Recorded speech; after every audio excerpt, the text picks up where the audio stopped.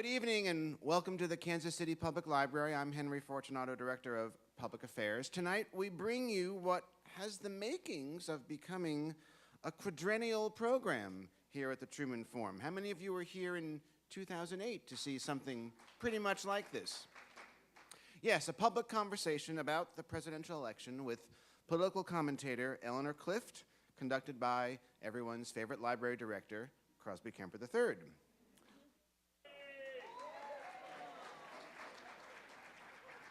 So, you know, over the past few decades, Eleanor Clift has become one of the most significant observers of the American political scene, well known by millions of readers and television viewers. Indeed, Eleanor Clift is so well known that she really needs no introduction. So, she's not going to get one. Crosby Kemper, in his own way, is also well known for many things, among them, shall we say, his strongly held political views. A few of which might be somewhat at variance with those of Eleanor Clift. Christopher Hitchens. Just guessing, you know. So I suspect we're going to have a lively and invigorating evening of political discourse. Okay, time for the conversation to begin. Ladies and gentlemen, please welcome Eleanor Clift and Crosby Kemper.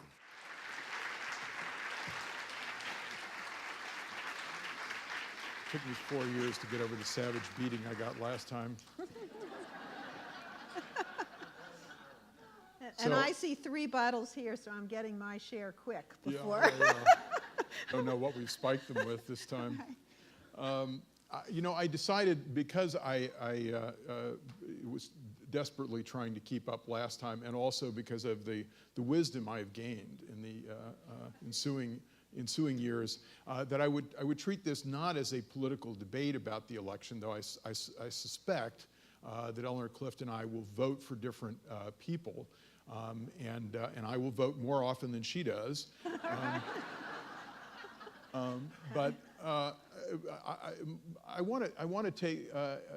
She has written a book called "Selecting a President: Fundamentals of American Government," which is kind of a primer about elections.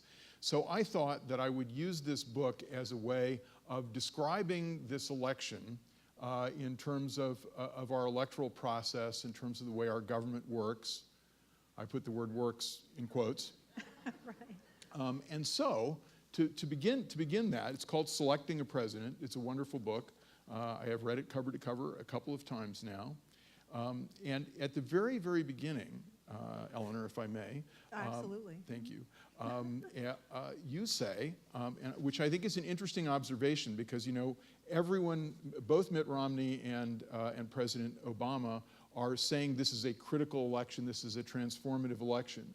Now, I'm old enough, at the age of 61, to have heard that now for about 20 election cycles.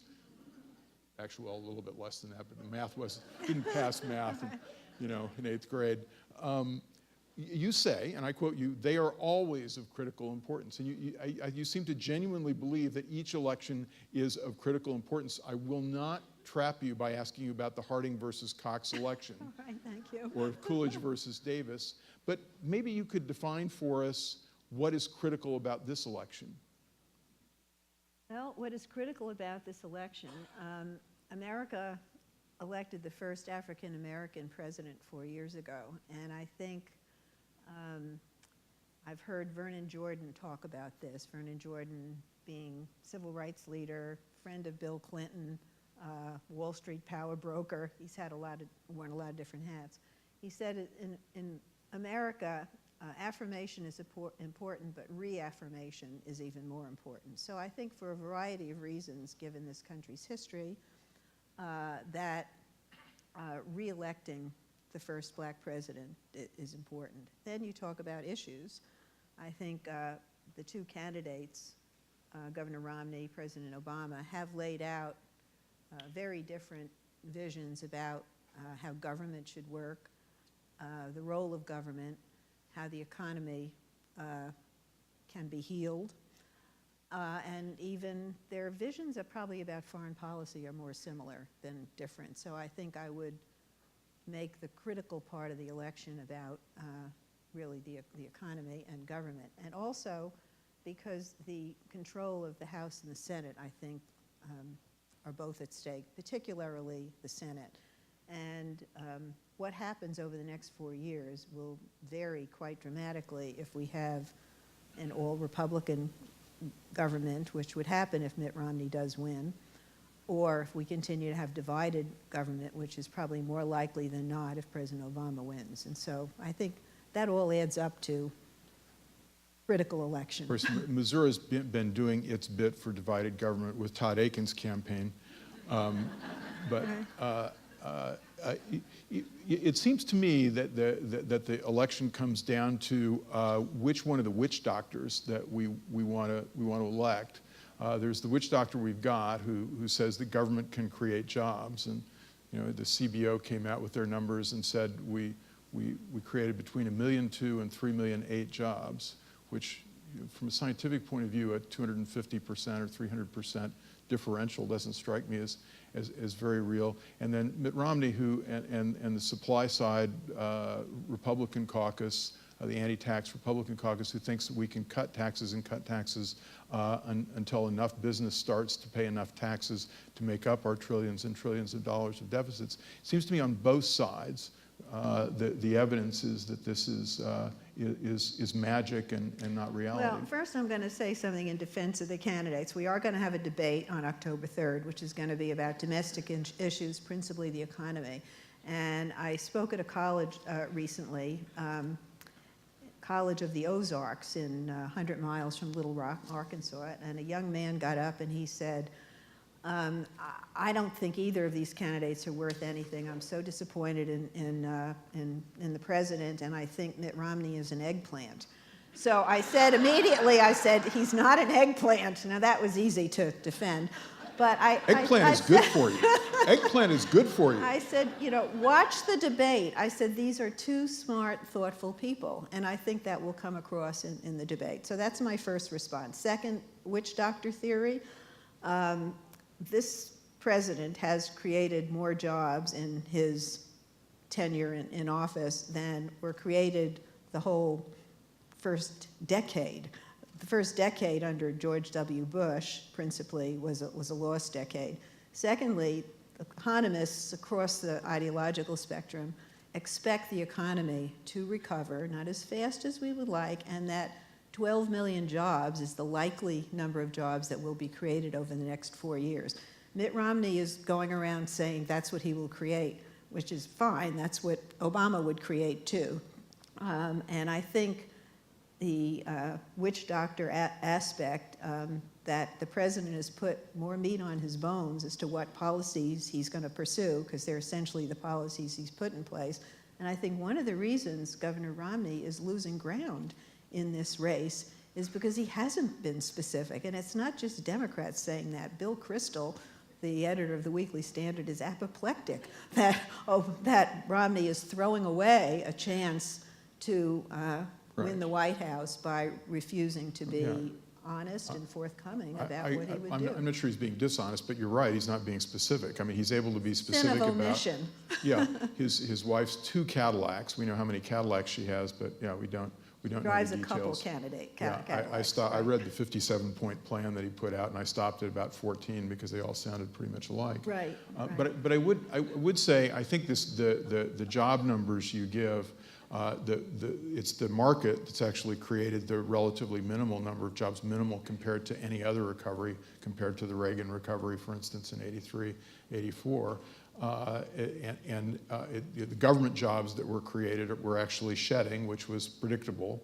The teacher jobs and the state jobs that came from the block grants and whatnot, and that none of the creation of jobs happened immediately from the stimulus. It's all the market jobs have been created later after the stimulus is over. Well, we could have a whole other debate about how much a president can really influence here, but and I agree with I that. think we probably ought to spare the audience so that now one. I want to get to your book and to the one mistake that you make in this book. The one mistake. Given the status of the publishing industry and the lack of the army of fact checkers that used to once exist, if you only found one mistake, Yeah, well, that's and I good. did. I only found one mistake. Some opinions I disagree with, but only one mistake. Okay. And that actually you can't be blamed for, because it's about Missouri, and we have, after all, Oh, and you have particular knowledge. a dark, Yes. yes, and we have a very dark kind of political culture here. Okay. You say in the book that there are, you get into the subject of primaries and caucuses and whatnot. It's a very enlightening chapter. You say there are 14 states that have caucuses, and you list them. And you probably thought this because Missouri does have a primary, but we are unique because we also have a caucus. Okay. Yeah, we have a caucus, and we spent $7 million actually. So we love democracy so much that we had both. Well, Texas also has both, because I remember Bill Clinton used to say Texas is the only state where you can vote twice. But so Missouri, you can also vote twice? Missouri, you can vote twice, and not only that, we love it so much that our caucus is still going on. Okay.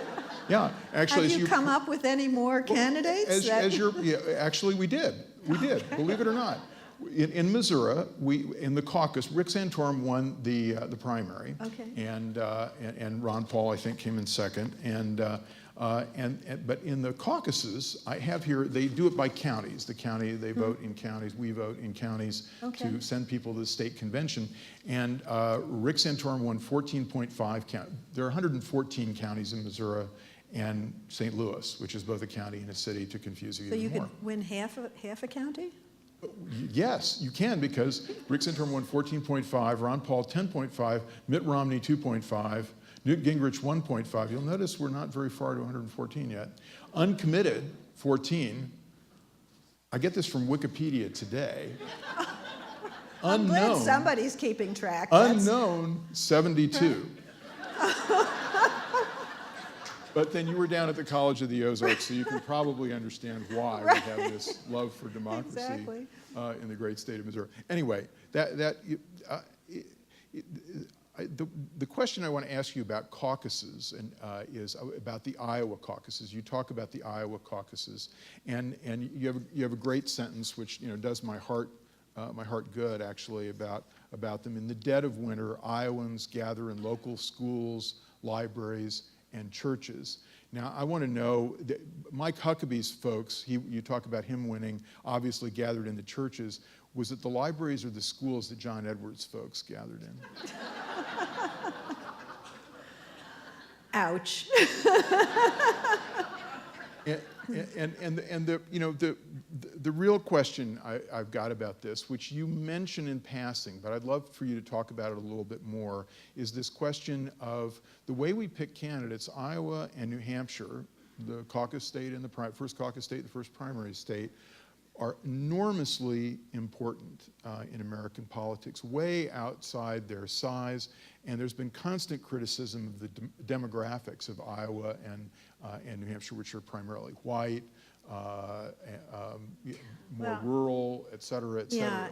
Yeah, What's your feeling about that? Well, the anomaly continues into the general election, because here we are.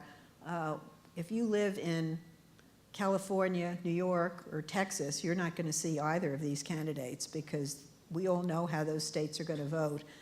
Iowa has 6 electoral votes, and both candidates are all over the cornfields there, because that's a battleground state. And so does the small population in Iowa, deserve this much attention?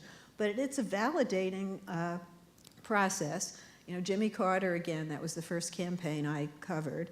And he realized after the George McGovern loss in 1972 that McGovern had kind of gotten his name on the map by going into Iowa. And of course, McGovern had helped write the new rules for the Democratic primaries, and he knew how to work those rules and managed to get the nomination. So then Carter goes to Iowa, sleeps in people's living rooms, gets himself well-known, makes a splash, gets the nomination.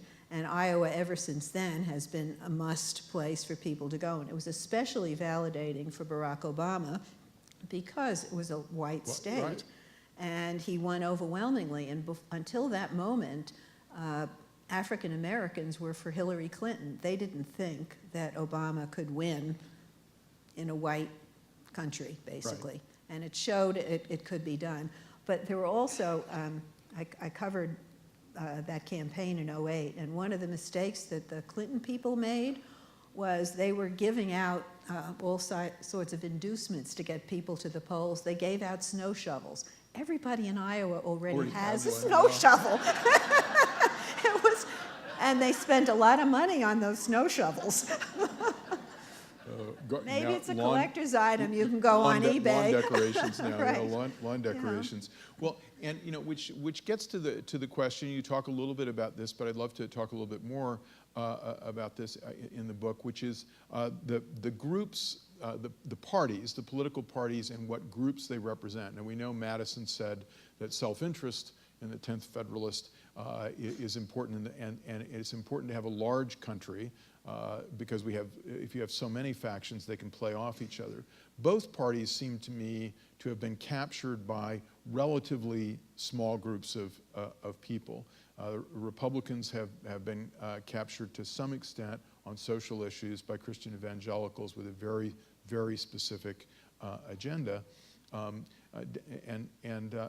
by people who believe that taxes ought to always be cut and that's how we'll solve the deficit, which again, as a banker, former banker, I don't quite understand that. Right. Democrats seem to me to have been captured by some identity groups, African American and Hispanic identity groups, and by unions who are never talked about until very recently. What's your view of that? Well, if you're going to be captured, I think it's better to be captured by groups like women. There's the gender gap, which bolsters the Democratic Party. Hispanics, which are now the fastest growing part of the population.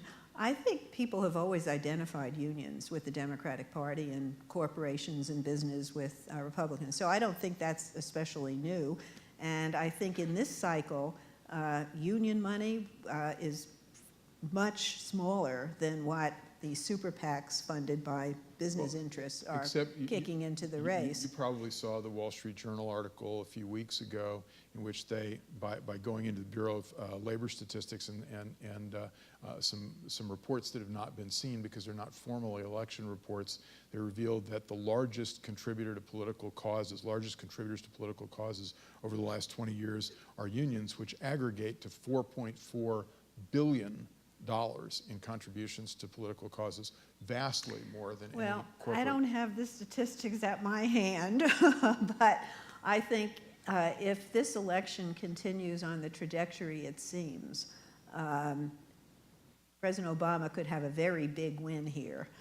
And you're going to see a lot of unhappiness on the Republican side, and you're going to see the business community, which has spent millions, maybe not billions, but millions to try to defeat Obama, are now going to look and say, we don't want our credit downgraded. We want the country to grow. We're sick of the obstruction. And I think the president is right when he says if he's reelected that the fever will break.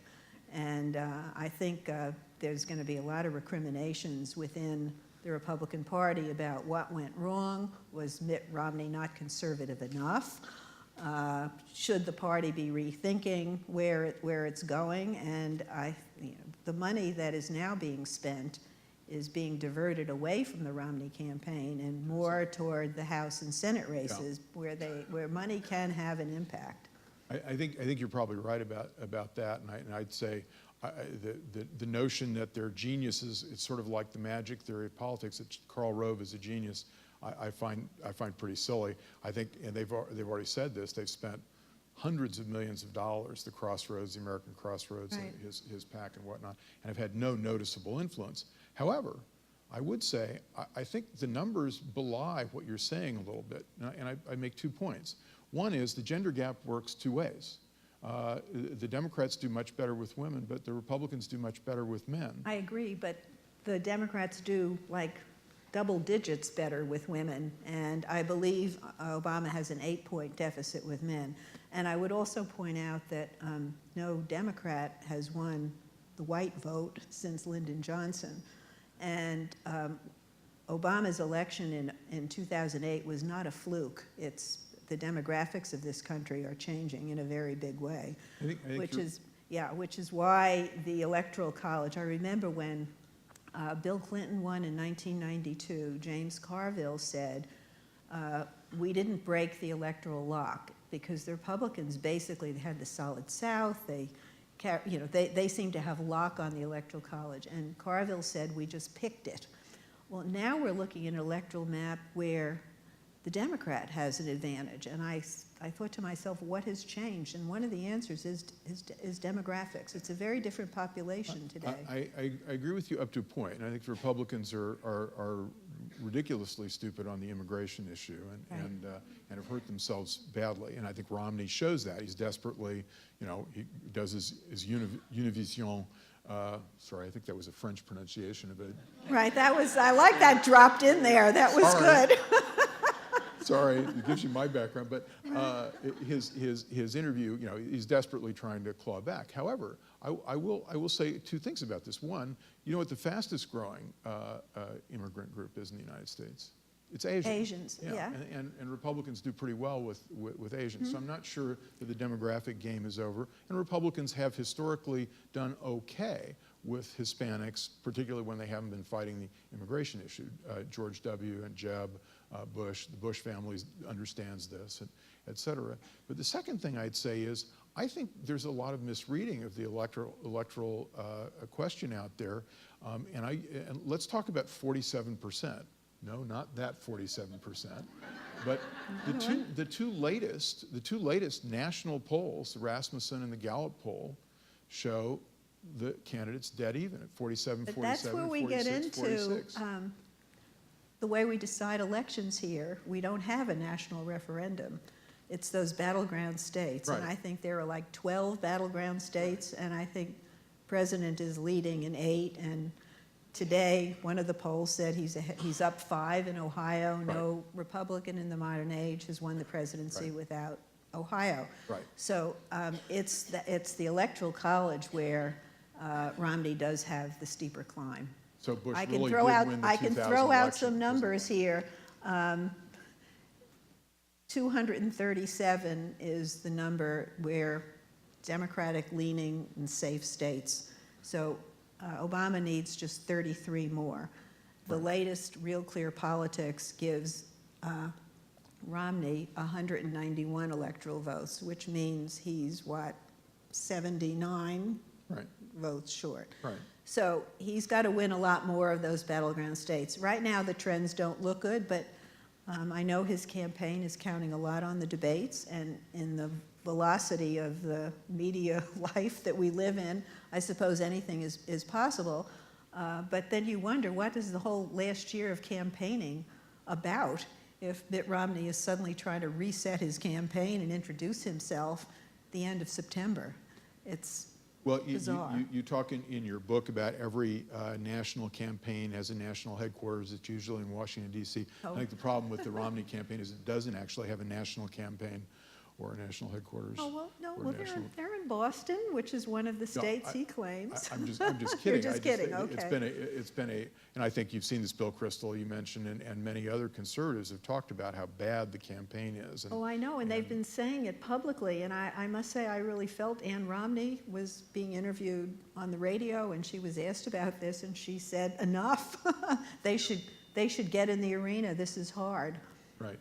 But I would also, again, I want to make the point, and this I take from your book. You reminded us all in your book that up to the day of the election in 2004, the polls were showing a 3 to 4% lead for John Kerry, and the exit polls, all the networks had identified John Kerry as the President of the United States. I can't remember which campaign. Oh, Bob Shrum, I think it was. You quote. Bob Shrum was working with John Kerry on his acceptance speech. Right. It was calling him Mr. President. Right. Yes. When word came in from Ohio that the numbers were not what they thought, and it turned out if there were 100,000 more Democratic votes in Ohio, would have changed the outcome of the election. And So, we're all right. from Missouri, and we know that 100,000 votes can change like that late at night. Right. And, Okay. Yes, we got to get those official voter IDs for everybody. Absolutely. Do you buy into this notion that there's a suppression of the vote Yeah, I going do. on? You didn't have to even ask me that. You know that. Actually, wasn't it one of the legislators in Pennsylvania who basically said after they passed the law, now we can carry the state for Romney? He actually said that out loud. Right. So isn't it a little that's not patronizing to smart. Democratic voters to think that getting a government ID, which you need for all kinds of things, to get a library card, to get, to show your address and a picture ID, that's that difficult? Isn't that kind of? It is difficult. Isn't that a It is triumph of low difficult. expectations? No, it is difficult for the elderly, for minorities, for students, especially in some states where you have to travel a good ways to get this. You have to pay money for it. You have to find your birth certificate. I know you probably know where all those documents are, but trust me, not everybody does. And not everybody takes a plane routinely, and not everybody drives a car. So the places where these laws have been put in place have one thing in common. They all have Republican governors and Republican legislatures. So it seems to me that what my mother might have called funny business is going on.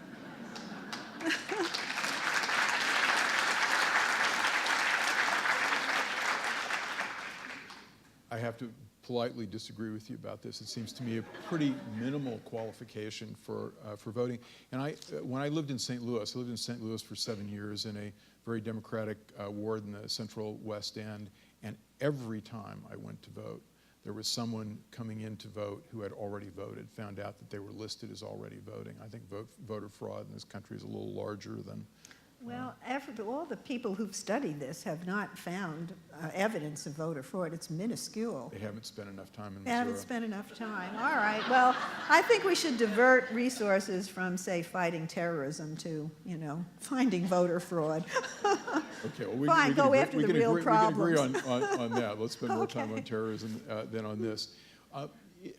Talk for a minute. This is an interesting part of the book. You talk about who gets to be president, where they come from. It's been mostly governors lately. President Obama, of course, was a senator and a community organizer. Unique in that. I don't think there are any other community organizers. But there was another senator. His name was John F. John Kennedy. F. Kennedy. There are a couple, Not yeah. bad company to be in. Yeah, but mostly governors. Only one House member directly elected from the House, James Garfield. Right. It seems that these things go in waves. They're governors for a while, they're senators for a while. The vice presidents succeed. But why don't presidents come from more places in our country? Why do they have to go through the? I liked President Clinton's line in the Democratic convention that most candidates like you to think they were born in a log cabin that they built themselves. Right. Right. I mean, it was, if you watched both those conventions, it was really interesting. Everybody was up from dirt, Right. Well, presidents traditionally come from places where they've shown leadership.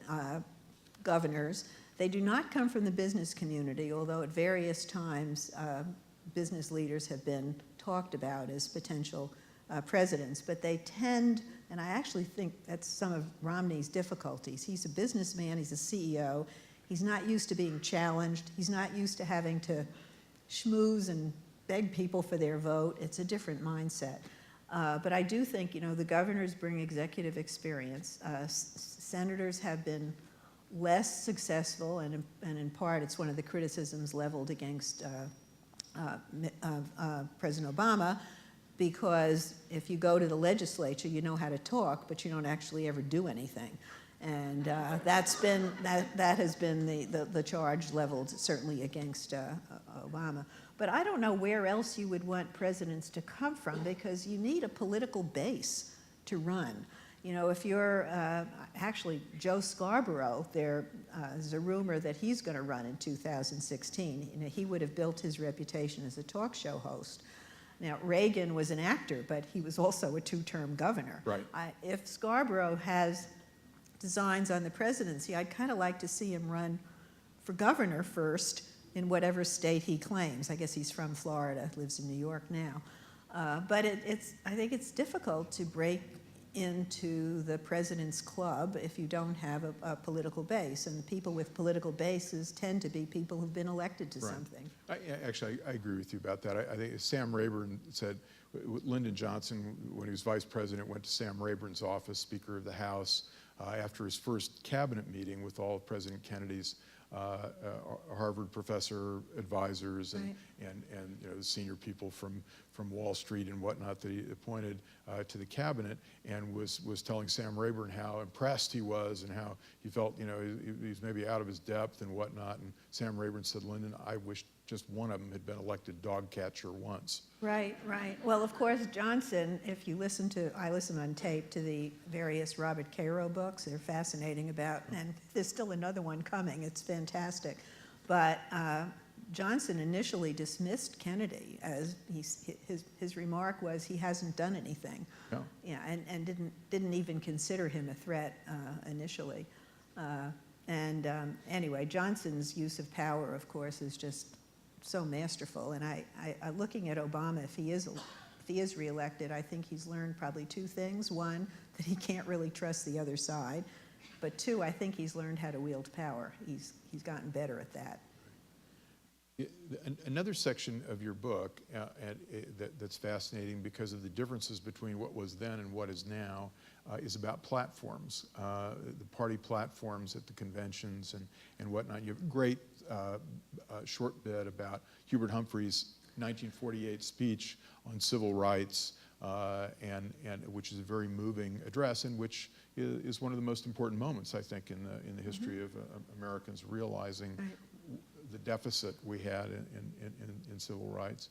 And you wrote a great column, I think, in the last week or so, or right after the Democratic National Convention, about the platforms, and how there really wasn't much going on except these tiny little things. You talked mainly about abortion and the Democratic platform. You could have gone the same way with the Republican platform, or very, very narrow semantic differences, and nobody really fought about it, and there's no real battle cry about it, except, of course, the God in Jerusalem problem that the Democrats have.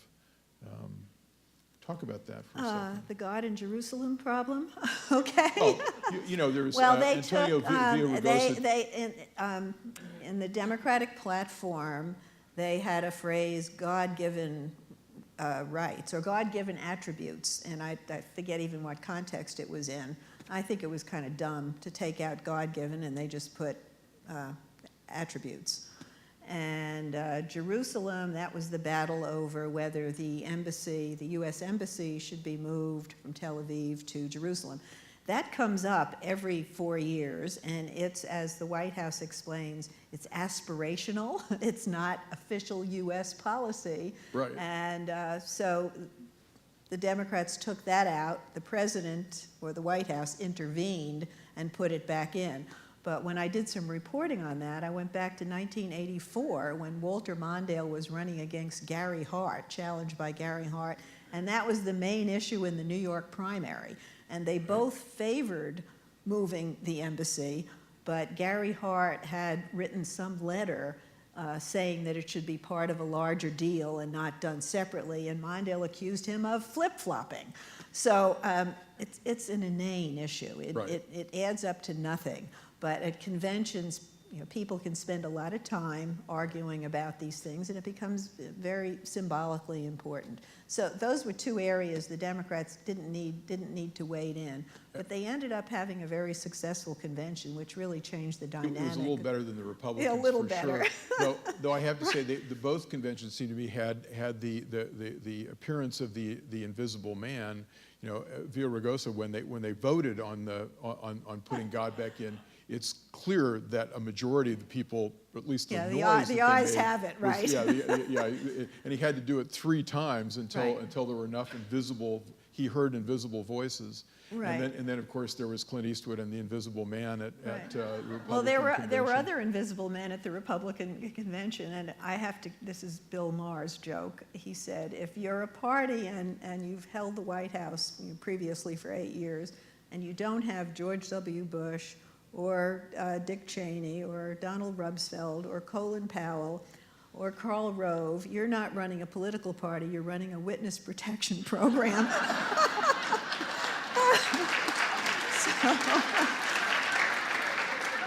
No. Yeah, it should be said. Eleanor Clift wrote a very nice column about George W. going off to fight AIDS and during the convention. I did. Doing I something was real instead of going to the struck convention. by a photo that I saw of George W. Bush sort of hammering nails and painting at a clinic in Africa, an AIDS clinic. And so that prompted me to write about his post-presidency and his retirement plans. And I think the lead of the column was that he's doing a lot of things that his critics would applaud. That's one of them. Yeah. Yeah, and another section of the book is about the really important job of picking that really important person in American politics, the vice president, and how this affects things. And you talk a little bit about it used to be geographical balance and things like that, and now we're just looking for somebody who doesn't spell potato wrong. I want to know what your opinion is of Mitt Romney picking Paul Ryan, but I also want to know. Well, let's start with that. The Paul Ryan in question. fairness, Dan Quayle, which is the potato reference, George H.W. Bush picked him because he was trying to reach the baby boomers. Yeah, the demographic. And yeah. that's right. And Yeah. so there was actually wisdom behind that pick, if not in the pick. Anyway, Paul Ryan. I see that the selection of Paul Ryan as more a matter of desperation on Romney's side, that he still didn't have the conservative wing of the party solidified, and Ryan is their man. He also saw it as a generational leap, that this is the future of the party. But then after naming him and getting conservatives all worked up at the prospect that we were going to have a serious debate about the role of government and reforming entitlements, then Romney quickly skittered away any serious debate and basically I think Ryan has not had a whole lot to say. And I spoke this afternoon with a political scientist named Sam Popkin, who I think was here just recently. Right. And he said, can you find me a single Republican running statewide in a purple state or a battleground state who is supporting the Ryan budget and the Ryan budget cuts? And the answer is no. Right. But isn't it too bad that we're not having that debate? I thought it was a great choice because I thought whatever side of the issue you're on, that we'd have the serious debate that we've really been avoiding about what we're going to do long term with the budget, and we're not having that debate. At the University of Chicago, they've had a T-shirt that says in the front, "It works in practice," and in the back it says, "But does it work in theory?" Now, I think it's very nice to have a debate about entitlement reform, but there aren't any politicians left to tell the story because you alienate too many people. That's the kind of deal you make after you're in office, and that's what President Obama, if he's reelected, is going to have to face up to. Right, and I think you're probably right about that. I mean, have you read Bob Woodward's book, The Price of Politics? I haven't read it, but I've read so much about it that I feel yeah. like I've read it. You know, that's kind of the yeah. Washington way. And he makes that point, is that you have to make the deal and you have to make it behind closed doors, and that there are a few people who are doing that, and though he blames Obama primarily for his inability to do this, for his recurrence to a sort of public persona, public statement that Boehner was ready to make a deal, Ryan was ready to make a deal, even Eric Cantor, who at the end he heaps some blame on, was ready to make a deal at the beginning, but they kept making things public. And it kept getting back to both caucuses, the Democrats and the Republicans, to Nancy Pelosi on one side and to the Tea Party folks on the Republican side, and they kept deep sixing it. But he blames Obama primarily for that, for not being able to do a deal. I don't know that he blames Obama primarily, but there's enough blame to go around. I'm not sure that Obama. Pretty even-handed. I don't think Boehner could have gotten the votes for that. He says he compares the president to Reagan and Clinton and said, had it been Reagan or Clinton, they would have made sure that a deal was done. That Clinton was able to do a deal with Gingrich, Reagan was able to do a deal with O'Neill. Clinton was able to do a deal with Gingrich because Gingrich decided that it was in his interest to work with Bill Clinton and to throw, this is probably more detail than anybody here wants to know, but to throw Bob Dole under the bus by getting Clinton to sign welfare reform. He delivered the election to Clinton and ended Dole's chances, and Dole knew that, and then a year later they were impeaching Clinton. So I don't know that this president could have done anything any differently, given his personality, given the dynamics of the political parties.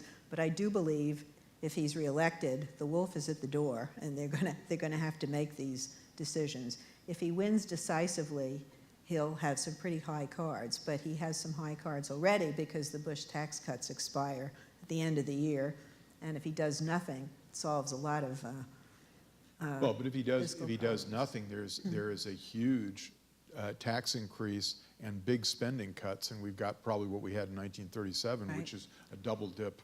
Big recession. And the Republicans don't want that either, so presumably the pain maybe it's a gun to the head. Yeah, well, presumably, I mean, there should be reason enough for the parties to act, so. Right.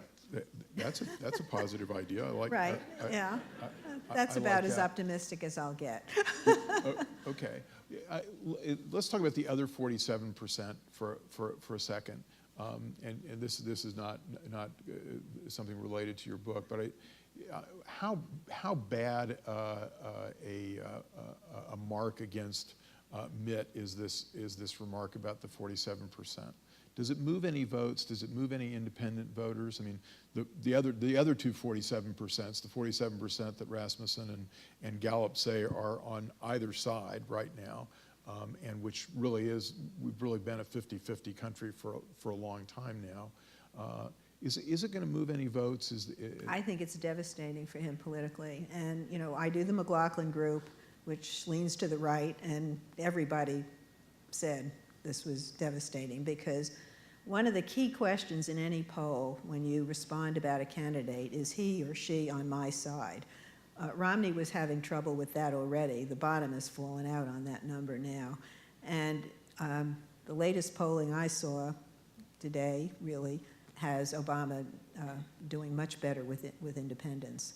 And there aren't that many independents actually out there.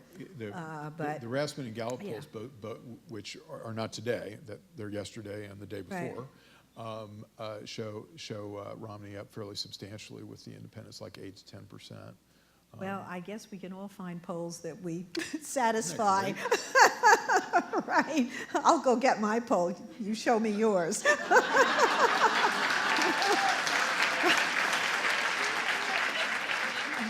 Isn't the 47% number? Doesn't this go back to George McGovern and his discovery in the 1972 campaign? You know, he played the same cards that President Obama has been playing about taxing the rich, and he had the transfer program that he proposed, that he was going to move $1,000 from the people. This, you have to remember how much this was worth in 1972. He was going to move money from everybody making more than $12,000 to everybody making under $12,000. Crosby, I love George McGovern, but one thing Barack Obama is not doing is modeling his campaign after George McGovern. I understand, but what McGovern said about that after he'd lost the election and got only 37% of the vote is he didn't realize how many people who were making under $12,000 expected to be making more than $12,000. And I wonder if the president hasn't fallen down in understanding the aspirations of people. Their aspirations are to grow, not to... Yeah, the aspirations are to grow, but we went through a financial meltdown where people who created it came out giving each other bonuses and looking like the game was rigged in their favor. And you look at the tax cuts and how the top percentile has benefited and done well, really at the expense of others. And you have people like Warren Buffett coming out and saying that this is just, it's a matter of fairness, but it's also a matter of revenue. We don't have enough to do everything. If we want to invest in infrastructure and education and health and research, we don't need to be giving more money to the people at the top who either, they're not spending it and they're not creating jobs. If they were doing that, the first decade of this century would not have been a jobless decade. So just a little bit of what you just said there, but I'm not sure that I make the leap from somebody being paid a lot of money to the problems that we just had in the economy. I would agree with you that I think we should raise some taxes, and obviously we need to raise taxes on the wealthy if we're going to do that, if we're going to close the budget gap.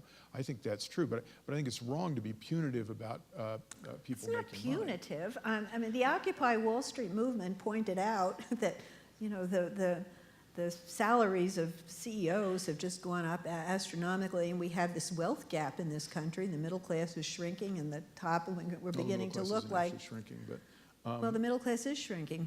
There was a report from 53 to 51%. You know, the middle class is losing ground. Salaries and salary gains have not kept up.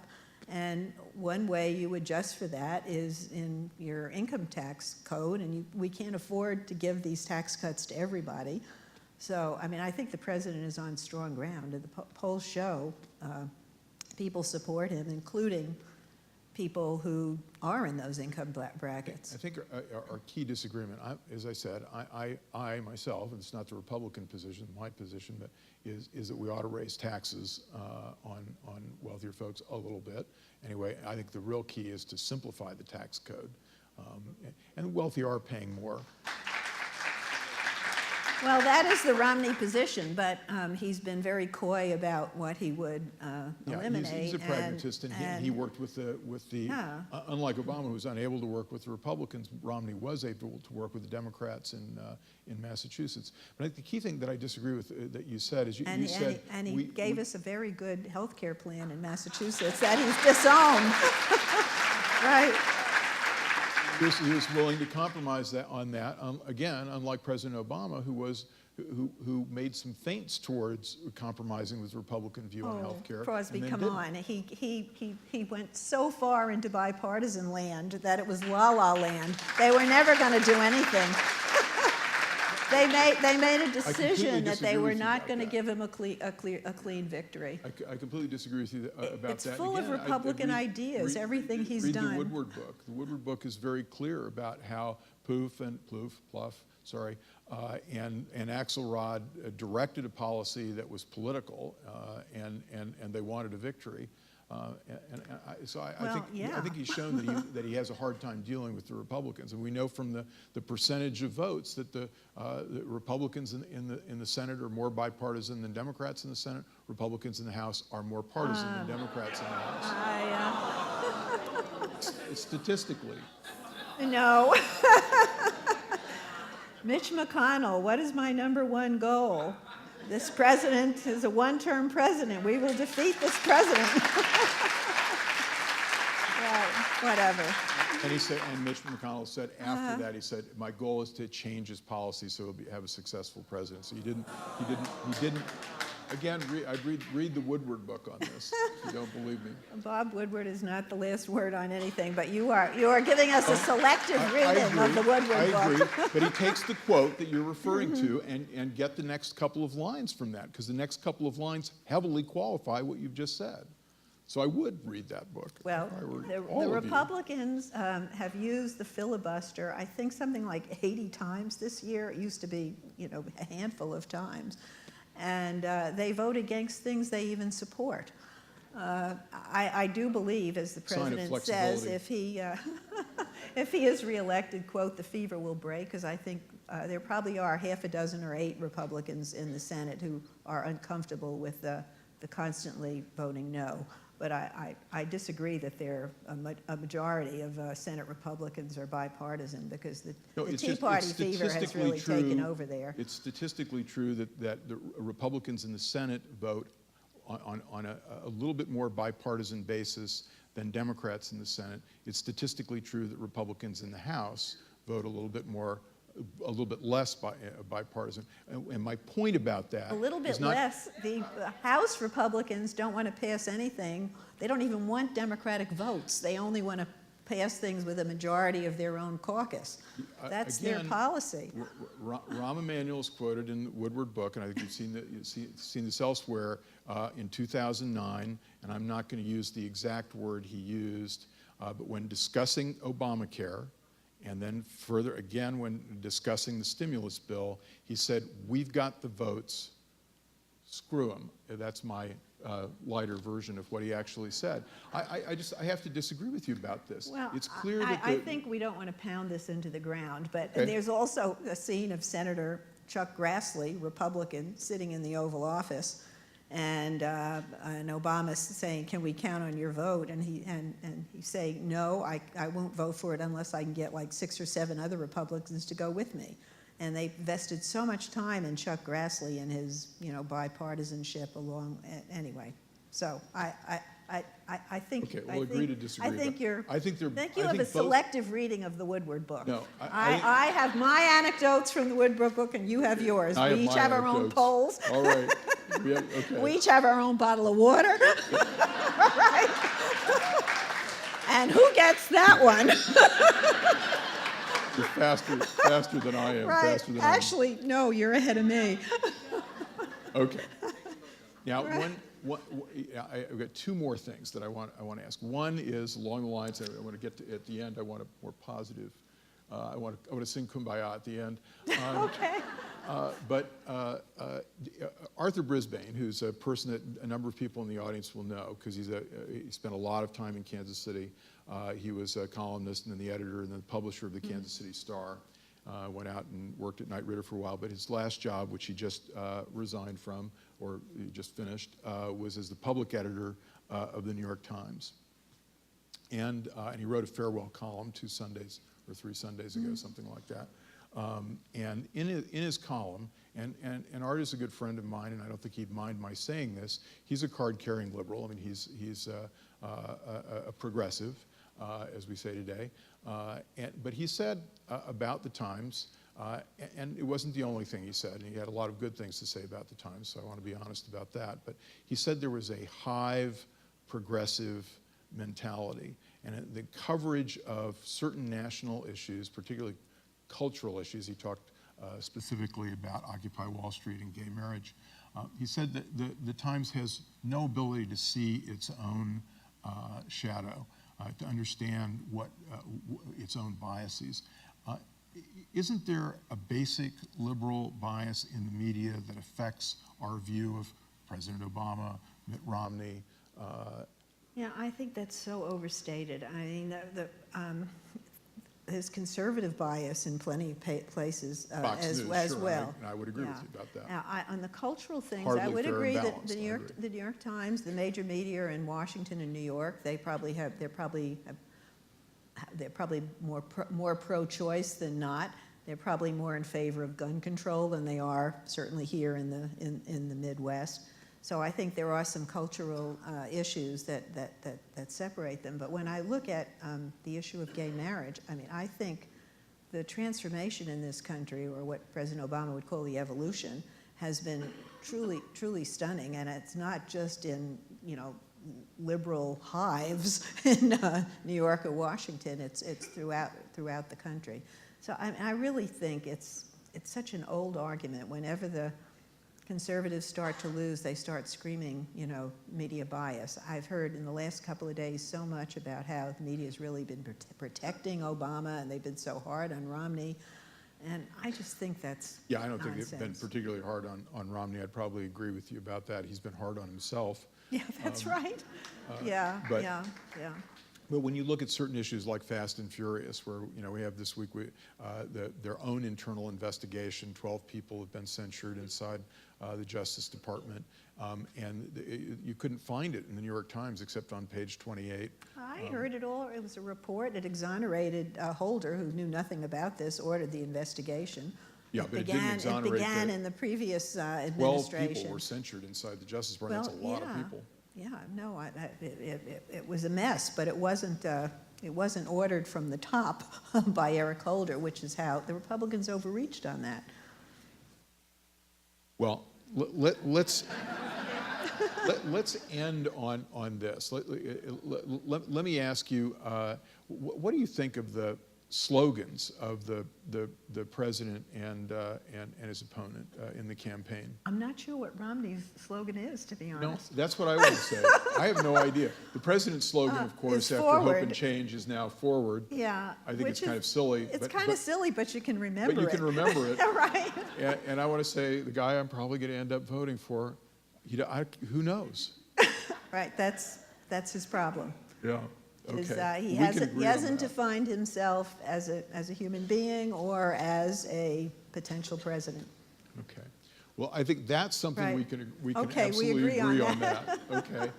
And now, if I may, first of all, will you all thank Eleanor Clift for Okay, thank you.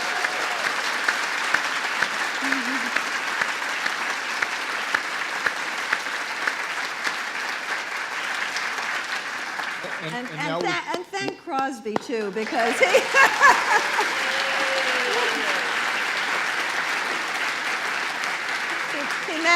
He manages to be perfectly charming even when he's saying the And most I'm so ridiculous wrong, yeah. things. Right? Okay. Isn't she great? Ladies and gentlemen, let's thank Eleanor Clift for a wonderful All right. conversation. Thank you. Okay.